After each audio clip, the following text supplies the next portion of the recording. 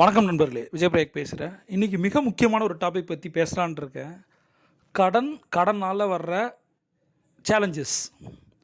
பொதுவாக கடன் வாங்குறவங்களுக்கு என்னென்ன விளைவுகள் வருது, என்னென்ன விஷயங்கள் அவங்களுக்கு நடக்குது, டிப்ரெஷன், ஆன்சைட்டி, ஹைப்பர் டென்ஷன், குழந்தைங்களோட அவங்க பண்ணுற பிஹேவியர், ஸ்ட்ரெஸ்ஸு, அவங்களுக்காக எடுத்துக்கிற மெடிக்கல் கேர், இதை எல்லாமே மாறுது. எதனால்? கடனால். இப்போ என்ன ஆயிடுச்சு அப்படின்னு பார்த்தீங்கன்னா, கடந்த 3 வருடங்களாக இந்த கொரோனா காலகட்டத்தில் நமக்கு நிறைய ஸ்ட்ரெஸ் அதிகமாகுது. ஏன்னா மெயினான ரீசன் வந்து கடன். இது இங்கே மட்டும் கிடையாது, அமெரிக்கா மாதிரியான வளர்ந்த நாடுகளில் கூட இருக்குது. சரியா? அப்போ வளர்ந்துக்கிட்டு இருக்க இந்தியா மாதிரி நாடுகளில் சொல்லவே வேணாம். சரியா? கடந்த 10 வருஷ கணக்கு நம்ம பார்த்தோம், புள்ளிவிவரங்கள் எடுத்தோம் அப்படின்னா கடனுடைய அளவு அதிகமாக போயிட்டே இருக்குது. இப்போ வந்து க்ரோத் மார்க்கெட் அப்படின்னு சொல்லுவாங்க, கிரெடிட் மார்க்கெட். இது என்ன ஆயிடுச்சுன்னா, கிரெடிட் வந்து அதிகமாகிட்டே போயிட்டுருக்கு. எல்லா இண்டஸ்ட்ரியும் பார்த்தீங்கன்னா கடனை நம்பி பிஸ்னஸ் நடத்துகிற மாதிரி ஆயிடுச்சு. அதனால் நிறையா பேருக்கு கடன் வாங்க முடியாதால் அதை நடத்த முடியல, ப்ராப்பரான லோன் கிடைக்கல. இது ஒரு ரீசன். இது என்ன, அது லோன் என்ன சொல்லுவாங்கன்னா ஒரு ஸ்ட்ரெயின், அப்படி ஃபினான்ஷியல் ஸ்ட்ரெயின் அப்படின்னு சொல்லுவாங்க இண்டஸ்ட்ரியில். சரியா? இது வந்து நிறைய சைக்காலஜிக்கல் எஃபெக்டை நமக்கு கொடுக்குது. இண்டிவிஜுவலாகவும் பிஸ்னஸ் ஓனர்ஸ், பெரிய பெரிய பிஸ்னஸ் ஓனர்ஸ்க்கும் சரி, நிறைய பேர் நான் பார்த்துருக்கேன். எனக்கு 600 குளோபல் கிளைண்ட்ஸ் இருக்காங்க. ஒவ்வொருத்தங்கள்ட்டையும் நான் பர்சனலாக பேசும்போது எனக்கு கிடைச்ச விஷயங்கள் லாஸ்ட் 3 இயர்ஸாக மோர் தென் 70% வந்து ரொம்ப அஃபெக்டாக இருக்காங்க கடனால். எப்படி பிஸ்னஸ் பண்ணுறதுன்னு அவங்களுக்கு தெரியல. சரியா? இந்த ஃபினான்ஷியல் ரியாலிட்டி வந்து நம்ம உண்மை, அந்த குரூரம் சொல்லுவேன், க்ரூயல்ட்டி, பணம் இல்லாத க்ரூயல்ட்டி. அவங்களால பிஸ்னஸ் நடத்த முடியல, பிஸ்னஸை விடவும் முடியல, இத்தனை வருஷம் நடத்தின கம்பெனியோ ஃபேக்ட்ரியோ மூட முடியல. அதை நினச்சி அவங்க என்கிட்ட பேசும்போது ரொம்ப கஷ்டமாக இருக்குது எனக்கு. ஏன்னா நமக்கு இப்போ அந்த அளவுக்கு ஃபண்டு வர்றதில்லை, ஃபண்ட் ஃப்ளோ இல்லை. நிறையா வந்து கவர்மெண்ட் கொடுத்தாலும், பேங்குகள், என்பிஎஃப்சி கொடுத்தாலும் கூட அங்கே கொடுக்குற காசு பத்தலை இந்த மாதிரி பிஸ்னஸ் இண்டஸ்ட்ரீஸை நடத்துறதுக்கு. இன்றைக்கி மிக முக்கியமான நிறைய விஷயங்கள் உங்களுக்கு நான் ஷேர் பண்ணணும்னு நினைக்கிறேன். யார் யார் என்னோடய பேச்சை கேட்குறீங்களோ ஹெட்செட் போட்டு கேளுங்க, டைரியை நோட்டை எடுத்து வச்சு எழுதுங்க, திங்க் பண்ணுங்கள். இப்போ நான் பேசுகிற விஷயங்களுக்கும் உங்களோட வாழ்க்கையில் நடக்கிறதுக்கும் ஏதாவது சம்மந்தம் இருக்கா, இது ஏதாவது மாற்றுமா அப்படின்னு யோசிங்க. ஆட்டோமேட்டிக்காக உங்களுக்கு சொல்யூஷன் கிடைக்கும். இந்த ஃபினான்ஷியல் ஸ்ட்ரெஸ் என்ன ஆகுது அப்படின்னா, ஒவ்வொருத்தரோட இண்டிவிஜுவலோடைய லைஃபையும் சரி, இந்த குரூப் ஆஃப் பீப்புள், ஒரு கம்பெனி எடுத்துக்கிட்டால் அந்த இருக்க ஸ்டாஃப்ஸ்லேருந்து, இன்வெஸ்டர்ஸ்லேருந்து, வெண்டார்ஸ்லேருந்து எல்லாரையுமே அஃபெக்ட் பண்ணுது. இது வந்து இந்த கடன்ற ஒரு விஷயம் நிறைய நிறைய நிறைய விளைவுகளை ஏற்படுத்திக்கிட்டே இருக்குது. பணம் கேட்ட இடத்துல கிடைக்கிறதில்ல, பணம் கொடுக்க யாரும் இல்லாதால சில முடிவுகளை எடுக்க ஆரம்பிச்சிடுறாங்க.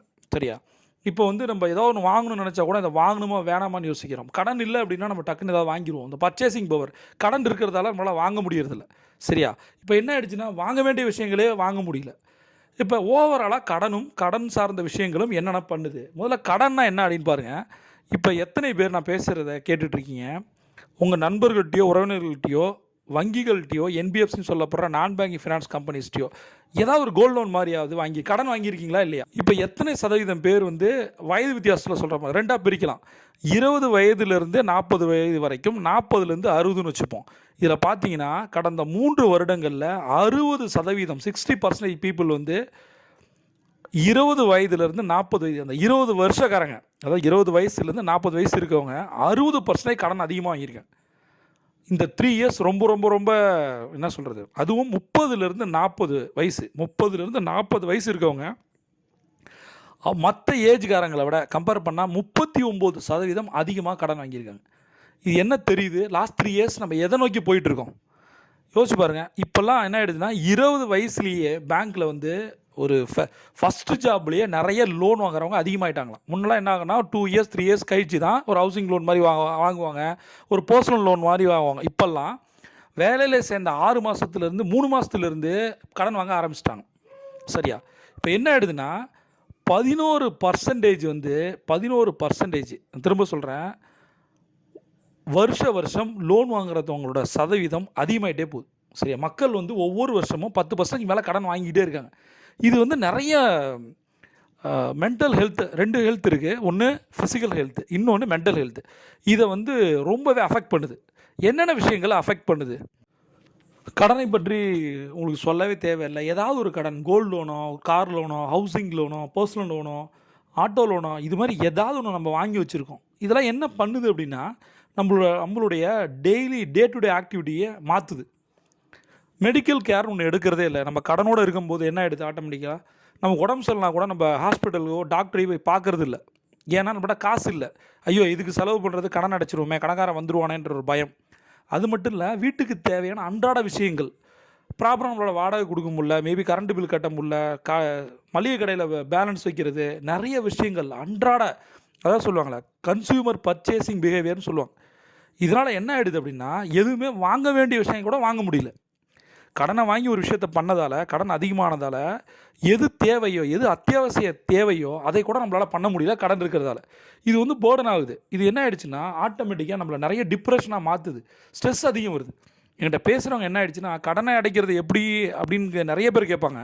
பிஸ்னஸில் வந்து இந்த மாதிரி இருக்குது சார், என்ன சார் பண்ணலாம், பிஸ்னஸை டெவலப் பண்ண என்ன பண்ணலாம், நான் கடன் வச்சுருக்கேன், இந்த கடன் அடைக்க என்ன பண்ணலாம். இப்போ என்ன கேட்குறாங்கன்னா, கடனால் வந்த டிப்ரெஷனை எப்படி சார் பண்ணுறது, ஸ்ட்ரெஸ்ஸாக இருக்கேன் சார். என்கிட்ட வர்ற கேள்விகள், நான் ஒரு பிஸ்னஸ் கோச், ஆனால் வர்ற கேள்விகள்லாம் இப்படி தான் வருது. நான் ரொம்ப ஸ்ட்ரெஸ்ஸாக இருக்கேன், சூசைட் தாட்ஸ் வருது, என்ன பண்ணலாம். நான் சில விஷயங்கள் உங்களுக்கு வந்து நான் ஷேர் பண்ணணும்னு நினைக்கிறேன். அதாவது ஏன் வந்து அதாவது இது மோசமான ஒரு விஷயம் சொல்ல பாருங்கள். ஒரு பயங்கரமான ஒரு அவுட்கம், டிப்ரெஷன் அவுட்கம் என்னென்னா சூசைட் தான். இந்த கடனை வாங்கிட்டோம் அப்படின்னா நம்மளோட மைண்ட் தாட் என்ன ஆகிடுதுன்னா ஆட்டோமேட்டிக்காக சூசைடை நோக்கி போகுது. யோசிச்சு பார்த்தீங்கன்னா 11% வந்து கடன் வாங்கினவங்க சூசைட் பண்ணிக்கிறாங்களாம். 3 விஷயங்கள் இருக்குது, பொதுவாக அப்படி மட்டும் சொல்லிட முடியாது. எப்படி சொல்கிறேன்னா, இப்போ கடன் வாங்கினவங்களில் 11% பேர் 3 விஷயங்களில் அஃபெக்ட் ஆகிறாங்க. ஒன்று சூசைட் பண்ணிக்கிறாங்க, இன்னொன்று சூசைட் ட்ரை பண்ணுறாங்க, அடுத்தது 3வது விஷயம் சூசைட் தாட்லேயே இருக்காங்க. புரியுது நான் சொல்கிறது? இப்போ கடனை 11 கரெக்டாக எக்ஸாக்டாக சொல்கிறேன், 11% ஒரு 10% கூட வச்சுப்போம். 10 பேரில் ஒருத்தர் எப்படி திங்க் பண்ணுறாராம், ஒன்று சூசைட் பண்ணி செத்துறாராமா, அல்லது சூசைட் ட்ரை பண்ணுறாராமா, அல்லது சூசைட் தாட்டோடே இருக்காமா. இதை முதல்ல மாற்றணும்னு சொல்கிறேன். வெளியில் வாங்க, இதை மட்டும் யோசிச்சிடாதீங்க. இந்த மாதிரி விஷயங்கள் நான் எதுக்கு சொல்கிறேன்னா, கடனுக்கோ அல்லது எந்த ஒரு ரிலேஷன்ஷிப் டிப்ரெஷனுக்கோ ஸ்ட்ரெஸ்ஸுக்கோ சூசைடு வந்து ஒரு தீர்வு அல்ல. சரியா? நான் ஏற்கனவே 2-3 வீடியோக்கள் போட்டிருக்கேன், கீழே லிங்க் கொடுத்துருக்கேன் பாருங்கள். உங்களை நம்பினவங்களை விட்டுட்டு போகிறது மிகப்பெரிய துரோகம். சரியா? உங்கள் மேலே பாசம் வச்சுருக்கவங்களை விட்டுட்டு போகிறது மிகப்பெரிய துரோகம். அதை மட்டும் பண்ணிடாதீங்க, அதை மட்டும் யோசிக்காதீங்க. ஏன்னா சூசைட் தவிர 1000 வழிகள் இருக்குது. நான் வந்து அப்படின்னா நான் என்ன சொன்னேன், 10 தடவை செத்து போயிருக்கணும். நான் எனக்கு உயிரோடு தானே இருக்கேன், என்னால் உயிரோடு இருக்க முடியுதுன்னா உங்களாலே முடியும். அதுக்கு என்ன பண்ணணும்? ஃபஸ்ட்டு விஷயம் வந்து சில விஷயங்கள் வந்து நான் சொல்கிறேன் பாருங்கள். இதை என்ன சொல்கிறாங்கன்னா, சுசைடல் ஐடியேஷன் அப்படின்னு சொல்லுவாங்க. சூசைடல் ஐடியேஷன் இது என்னென்னா ஒரு சிம்டம், அது டிப்ரெஷனோட ஸ்ட்ரெஸ்ஸோடைய சிம்டம். இது இந்த சூசைடல் ஐடியேஷன் சொல்கிற வார்த்தை இது வந்து ஒரு டெக்னிக்கல் டேர்ம். இது சரியா?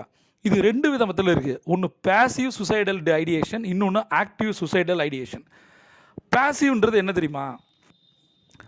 எதுவுமே ஐடியா இல்லாமல் டக்குன்னு சூசைட் தாட் வந்து செத்து போயிடுவாங்க. இந்த ஆக்டிவ் சூசைடல் ஐடியேஷன்றது அதையே யோசிச்சிட்டே இருப்பாங்க, எப்படி சூசைட் பண்ணிக்கலாம், எந்தெந்த முறையில் பண்ணிக்கலான்னு சொல்லிட்டு அந்த தாட்ஸோடே வாழ்ந்துட்டு இருப்பாங்க, ட்ரை பண்ணுவாங்க.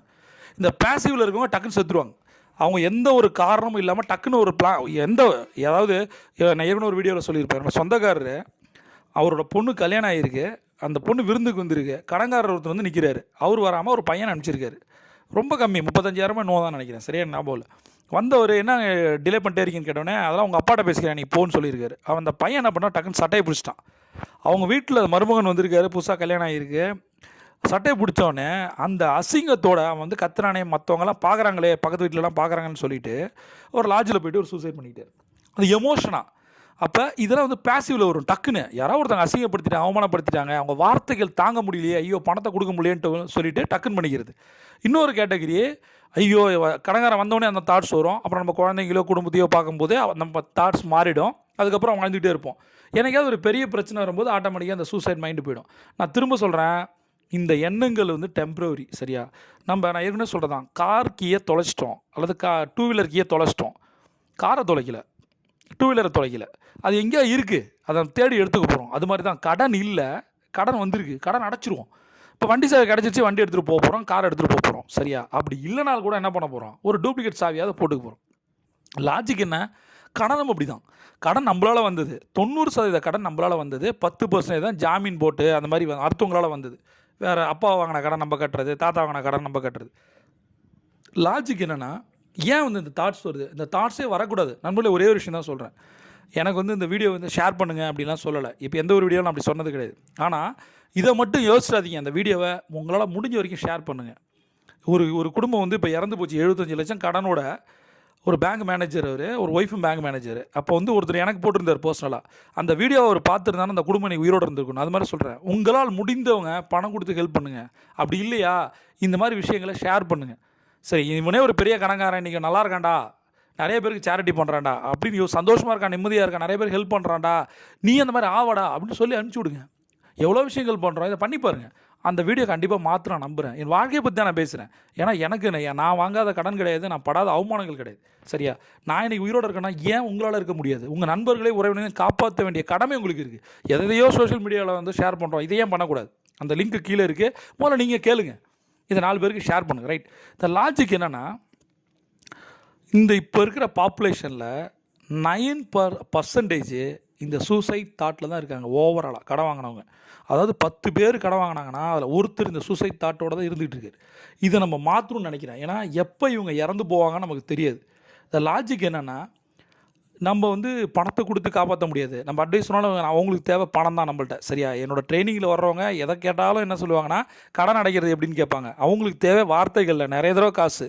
எப்போ இந்த மாதிரி நான் வீடியோக்கள் போட ஆரம்பித்தனோ, கடனை அடைத்து பணக்காரனானது எப்படின்னு ஒரு 3 வீடியோ போட்டிருக்கேன்.